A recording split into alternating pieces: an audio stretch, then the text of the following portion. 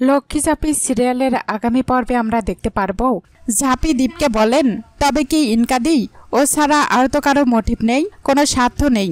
কাসাই বলেন, হ্যাঁ ওই রাক্ষসীটাই হবে, ও ছাড়া আর কে হতে পারে। ঝাঁপির সুনাম ফেরানোর ব্যবস্থা পরে করা যাবে, আগে আসল কালপিটটা ধরতে হবে। তাহলে তোর মেম্বরের আসল মুখোশটা খুলে গেল তো আজ। দীপ বলেন, কি যা তা বলছিস কাসাই? ইনকা কেন টাকা দিতে যাবে, আর কখনোই বা দেবে? ও তো এখন কলকাতায়। ঝাঁপি বলেন, তুমি কি করে জানলে? দীপ বলেন, আমি কি করে জানলাম মানে? আমাকে বলে ইনকা কলকাতায় গেছে, আজ বিকেলে গেছে। ঝাঁপি বলেন, তুমি তো আর ওকে গিয়ে কলকাতায় ছেড়ে আসো নাই, কলকাতায় বেরোচ্ছে বলেছে। তারপর বর্ধমানে কোথাও ঘাপটি মেরে বসে আছে কিনা তুমি কি করে জানলে? কাসাই বলেন, ঝাঁপি তুইও তো পুলিশ হয়ে গেছিস। দীপ বলেন, কি আজে বাজে কথা বলছিস তোরা? কাসাই বলেন, ঝাঁপি বাজে কথা বলছে না, তুই বাজে কথা বলছিস। সেটা প্রমাণ হয়ে গেল তো ভালো হয়, তাই না? দীপ বলেন, তো কর প্রমাণ। কিভাবে করবি প্রমাণ বল? কাসাই বলেন, কি রে দাদা ভাই, চুপ করে দাঁড়িয়ে রইলি কেন? ফোন কর তোর মেম ভূতকে, বল লাইভ লোকেশন পাঠাতে। ওকে, তাহলে প্রমাণ হয়ে যাবে ও বর্ধমানে আছে না কলকাতায়। দীপ ইনকাকে বলেন, ইনকা তুমি কাঁদছো কেন?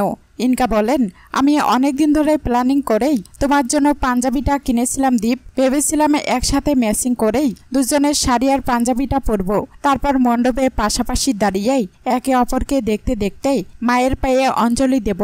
কিন্তু কিভাবে কি হচ্ছে? দীপ বলেন, এটা কি ছেলে মানুষই হচ্ছে বলো তো? আমি তোমাকে নিজে অঞ্জলি দিতে ডাকলাম। ইনকা বলেন, দরকার নেই ওরকম অঞ্জলি আমার। দীপ বলেন, ইনকা একটা পাঞ্জাবি ম্যাচ করে পরতে পারিনি বলেই তুমি এরকম বিহেভ করছো কেন? তোমার পাঞ্জাবিটা ফিট করেনি আমার, ঝাঁপি দেওয়া পাঞ্জাবিটা ফিট করেছে তাই পরেছি। ইনকা আমার মন তো তোমাকে দেওয়া।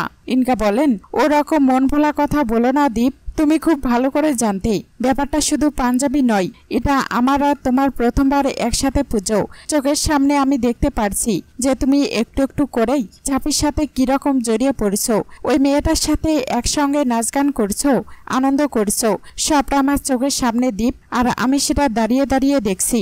কাসাই ঝাঁপিকে বলেন, কে রে দিলি দাদা ভাইকে, পড়বে তো কালকে।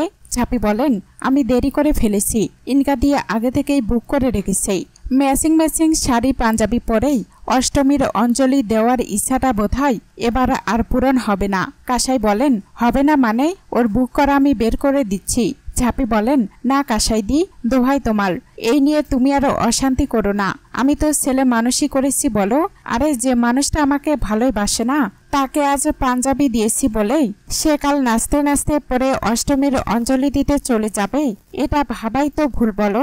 মা সারা লক্ষ্মী কি আর আমার সব ইচ্ছা পূরণের দায়িত্ব নিয়ে বসে আছেন? চলো ঘরে চলো।